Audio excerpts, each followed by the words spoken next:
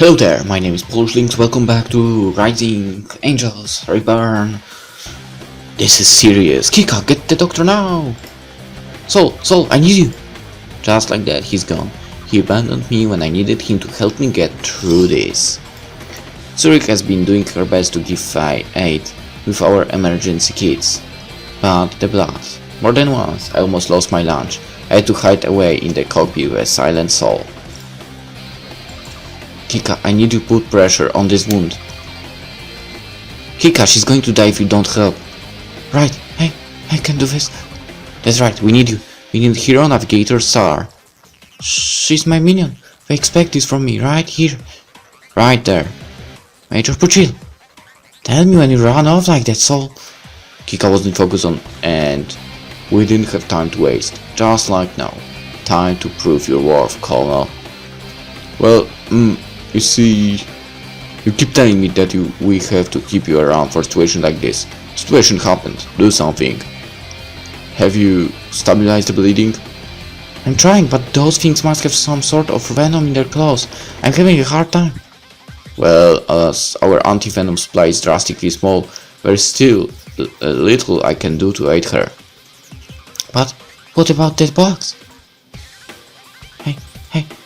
I mean, never mind. What box? Perhaps our lovely quartermaster means my most recent shipment of medicines. Perhaps she's right, and there may be just enough for our dear little Pete friend. There better be. I also want a full report on what was contained in the box. That you think ill of me at a time like now. No matter, come, let us take her to my lab. Major Puccile, I want a full report. Commander, there isn't a lot of time. We need to send a ship in pursuit of the shuttle, whose route we tracked earlier. Then, have Major Tenzin take care of it, and I'll waive the safety regulations about being strapped in. I want to know what happened down there. Down there? Kika, I need to tell all the coordinates to follow. Are you sure you can handle that? Of course I can. Leave everything to me. Report to the bridge as soon as you are done. I want your story as well. Bridge, now! How am I going to explain this? That recording was the only thing you found down there? Yeah, madam. I did a thorough sweep of the site and did not find anything else of value.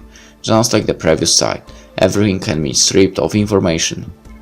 2 hours at the ground site, and that was all you were able to discern. Yeah, madam. I've heard tales about how Cytos were masters at discovering even the most hidden truth. This performance is not living up to those standards. Yeah, madam. Did you take photographs of either ground site for later study? Of course not. Major Puccile, did you ensure that your security officer had performed her checks to ensure safety of my crew? Oh, now she's my security officer. I did. We ensured that all protective measures were taken. So, you let Captain Moonfall out of your line of vision? She was within shouting distance and had Lieutenant Star with her. How could I have foreseen this? Correct, you all made the rightest choice at the start. When you heard from this recording that their team had been hacked, did you deem it important to notify them? That is my fault, madam. So, I was agitated with Major Puccile and started a fight with her. She was going to notify Captain Moonfall, but I pulled her away from it. The error in judgment resides with me. Don't let him lie to you. I was the one who cared more about finding more clues. They're both wrong, Commander. I just watched them fight instead of doing anything to break it up. You all screw up equally. As the ranking officer in charge of this operation, I bear all responsibility for what happened out there. Major, you warn as you command that there are times when you could have prevented a catastrophe. Hindsight will always be perfect. You screwed up in a way that could have been prevented. You let emotions drive you and let your guard down. Captain Moonfall had to pay for that mistake. But mistakes happen. Learn from them.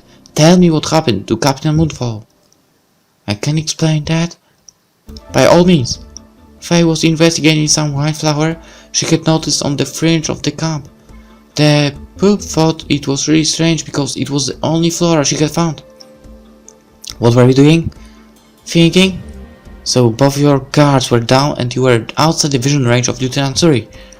Well, I'm sorry, we thought everything was safe. Bearing. I'm sorry if my bearing isn't rock hard. Now, right now, I'm a little shocked up. 1 minute I'm starting off into space, the next there was this thing slipping out of the sand. They were like large fish with stingers crafted into their tails. These long, curved, ghastly things that remind me of the night sky. They were on top of fire before I could do anything. I tried to beat them off, but they just swarmed all over her. I beat them, I hit them, but they just kept coming. It meant something, right? She might have been gravely injured, but I saved her life. We will see in time. Lieutenant Suri, does that match your impression of them? Swarm was the best way to describe them. I think the campsite was on top of their nest. Could they have been used as a defense from intruders set up by the researchers? I don't think so. I think they are meant to protect whatever the researchers uncovered, like the thunderstorm. Could these have been defenses against intruders? The idea is bleak, but strangely reassuring. There should have been tougher defenses if this device was truly dangerous. The calm in Razona's face tells me she came to the same conclusion. Are either of you injured? Like they could hurt me. A couple of scratches, nothing serious. The stingers didn't get me, so no poison to worry about. All of you except Lieutenant Suri, return to duty. We will need all hands prepared for whatever awaits us at our destination. Where is it, madame? Deep space. No words out there. We are jumping into the depths of darkness. Our supplies are limited, so I am ordering us to move to Rat 2. Blah. I've survived on ration level 2 before, but I don't like it. Small portions, nothing wasted. You messed up, but completed the objective. We can do better next time. Dismissed. Yeah, madam. Come on, sir. Let's stop by in lab before I walk you back to your room. I want to take a look at your wounds.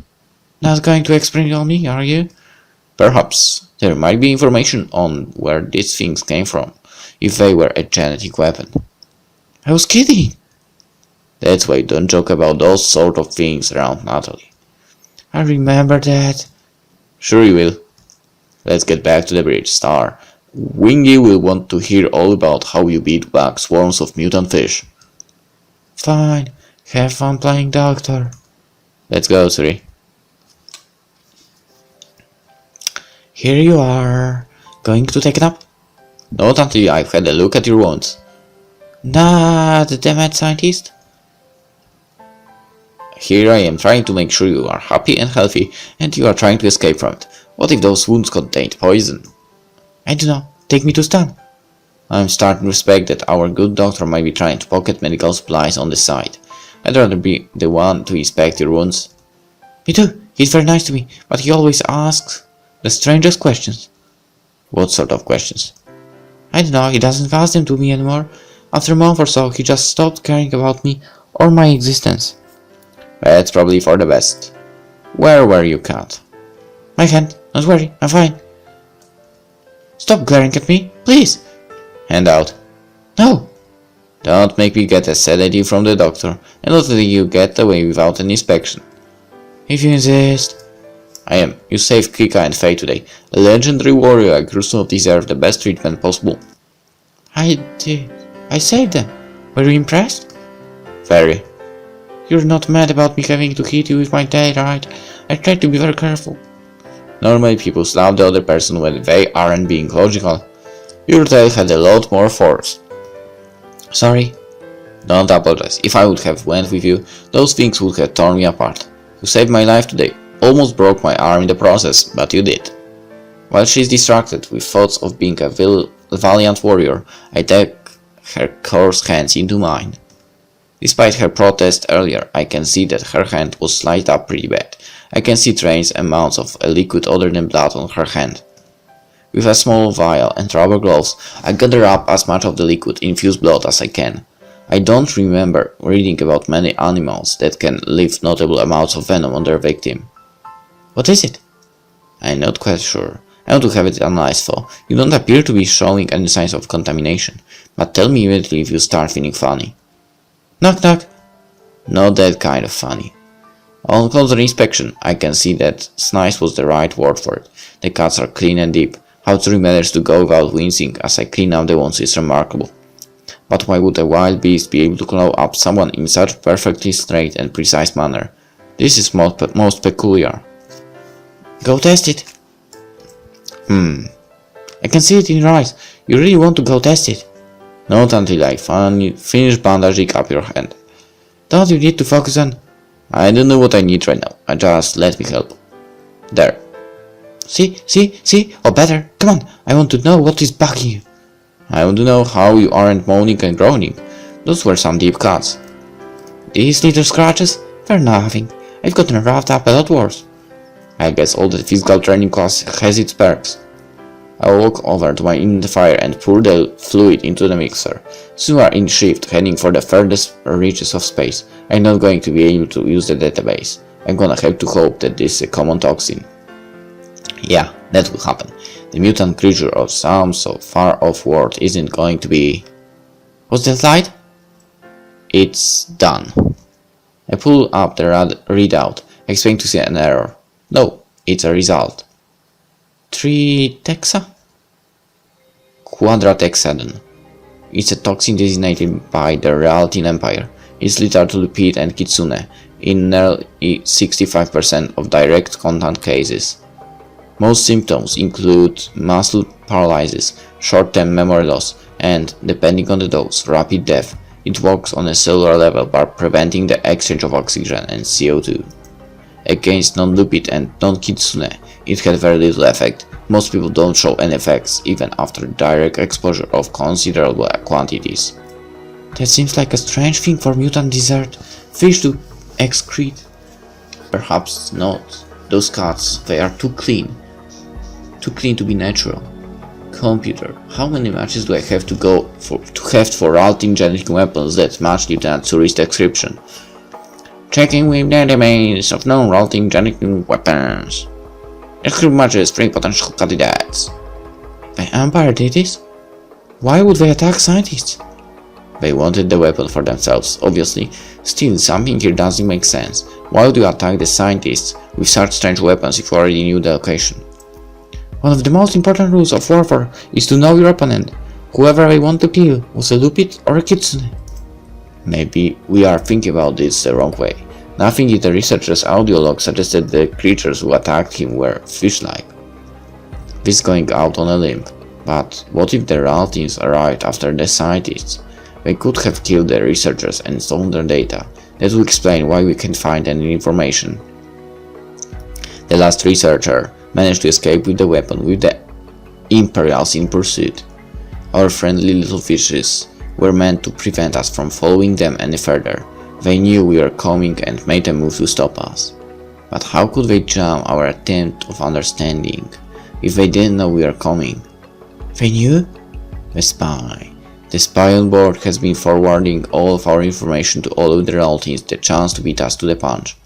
I need to talk to Faye before our Isius foe can get to her. She knows something so important that it was worth making sure she died on the planet instead of me. Who would try to kill Faye? Faye's harmless. What sort of sick mind would attack the insolent?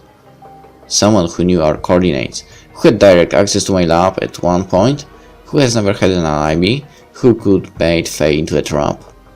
But the only person who fits all of those conditions is Kika. She wouldn't try to kill her friend.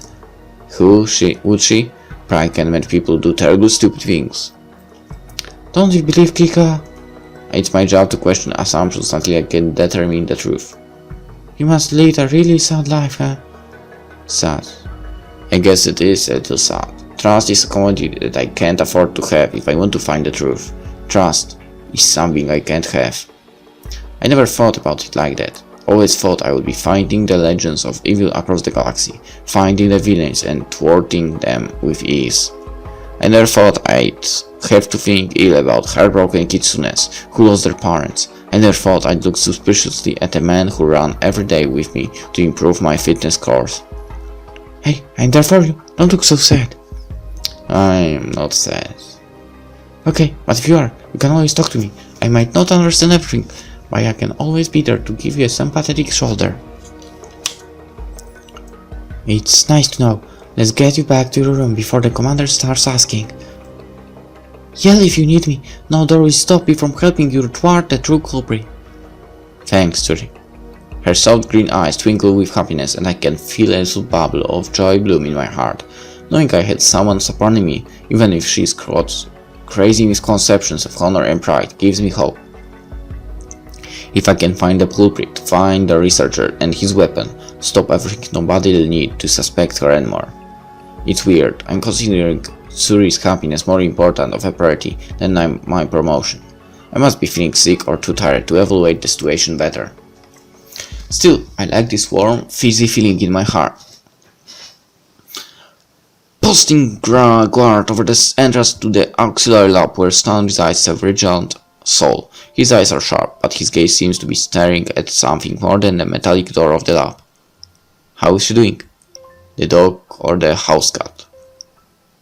Kika says she's fine, but you can see it in her eyes. The cat is skittish, jumping at every little noise, and barely focusing on her instruments. All had to take over. Do you think she knew? That she was walking with a hive of dangerous creatures, or that she was going to get her best friend dearly killed? Both? Saul gives me a sad look of understanding. Does he know of my suspicions? Does he know of that foul job I must perform? If she did, those tears are rather convincing. Kika? Crying? Strange, right? It turns out the little kitten can mew loudly when she thinks nobody is around. Don't look so happy at her sorrow. Sir, I just like seeing the hero knock down a peg. You're a monster. If you knew her like I did, you'll be happy to see that she has a humble side. Is that why you are here? So you could rejoice in the pain of that mood you hate so much? How is she doing? Do you care? She woke up for a couple of minutes, screaming in pain and terror, crying for someone to make it stop before she passed out again. The bastard ran a test to try and find what she had been poisoned with, but couldn't come up with anything. What? That's what I said. I swear that thing's medical license has to be from some Tirinki Backwater University. He was having trouble just trying to patch up the cats. Did he say there was anything strange about them? The cats themselves? No, I'm telling you, Natalie, that Colonel is an absolutely worthless doctor. Worthless, or something far worse. Let's find out in the next episode. See you then. Bye.